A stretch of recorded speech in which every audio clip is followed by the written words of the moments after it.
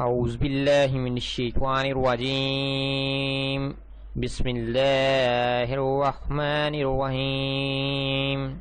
السلام علیکم تمام سامعین و ناظرین، آج میں آپ کے ساتھ ایک نئے وظیفے کے ساتھ حاضر ہوں۔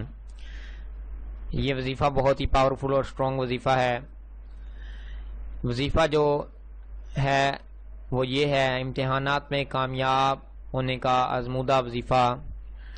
یہ وظیفہ میں ہوم ہیلتھ ٹوٹکے کے قارئین کے لیے لا رہا ہوں۔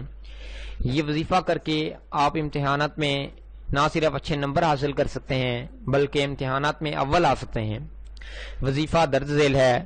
ہر فرض نماز کے بعد 47 یعنی 47 بار حضور نبی اکرم صلی اللہ علیہ وآلہ وسلم کا اسم گرامی سیدنا فتاح کا ورد کریں، انشاءاللہ امتحانات میں کامیابی ہوگی۔ شرط یہ ہے کہ اول و آخر 11 مرتبہ درود شریف پڑھیں۔